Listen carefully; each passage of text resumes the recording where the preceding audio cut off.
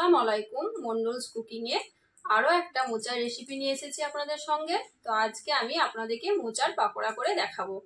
তো মোচার পাকোড়া করার জন্য যেসব উপকরণগুলো এখানে নিয়েছি আমি, এখানে একটা মোটা সাইজের একটা মোচা নিয়েছি কলার, আর নিয়েছি কিছু পরিমাণ কারি পাতা, বেসন, রান্নার তেল, লবণ, জিরে ধনে একসঙ্গে গুঁড়ো করে নিয়েছি, হলুদ গুঁড়ো, লঙ্কা গুঁড়ো আর আদা রসুন বাটা, আর নিয়েছি কিছু কাঁচা লঙ্কা। এটা ঝাল হিসাবে দেবেন আপনারা।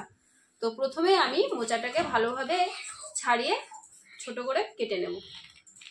মোচাটা কেমনভাবে কাটতে হবে আপনাদের দেখিয়ে দিচ্ছি। দেখুন, আমি এই মোচাগুলো কিন্তু ভালোভাবে পরিষ্কার করে নিয়েছি।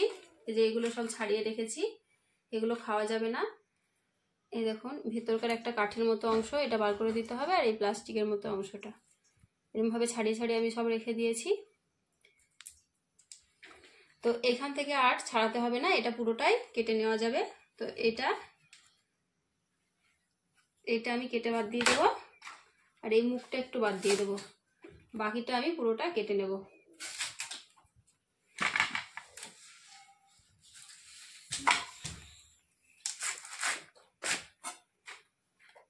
এটা পুরোটা ছোট ছোট টুকরো করে কেটে নিতে হবে। মোচাটা আমার ভালোভাবে কেটে ধুয়ে নিয়েছি। তো এটা আমি এবার সামান্য পরিমাণে একটু লবণ আর হলুদ দিয়ে সেদ্ধ করে নেব। আমার কলার মোচাটা সেদ্ধ করা হয়ে গেছে। তো এটা আমি ভালোভাবে ঠান্ডা করে নেব, তারপর কিন্তু পকোড়াগুলো ভাজবো। কলার মোচার পকোড়া করার জন্য আমি একটা পাত্রতে সেদ্ধ করা কলার মোচাটা ঢেলে নিয়েছি। এবার একে একে আমি সব মশলা এটার সঙ্গে অ্যাড করব। প্রথমে আমি বেসনটা দিয়ে দিলাম, তারপর যে কারি পাতাগুলো নিয়েছিলাম আমি ভালোভাবে ধুয়ে নিয়েছি, এটা আমি এর মধ্যে দিয়ে দেবো। আর হলুদ গুঁড়ো আমি যেহেতু দিয়েছি তাই একটু কম পরিমাণে দেব। জিরে ধনে গুঁড়োটা আমি দিয়ে দেবো 2 চামচা।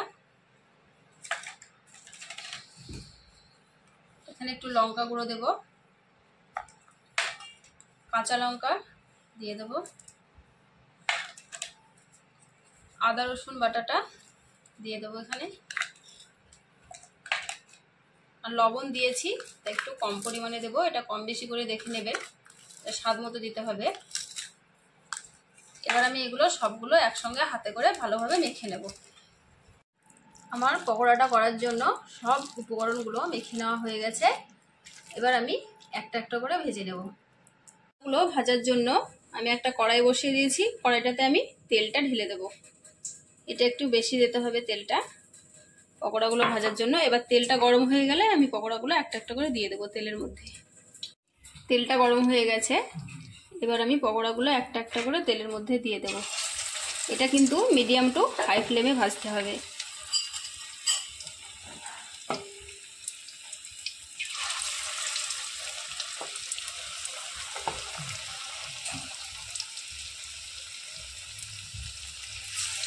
এক পিঠ হয়ে গেলে আর এক পিঠ উল্টে দিয়ে আমি এটা ভালোভাবে ভেজে নেব।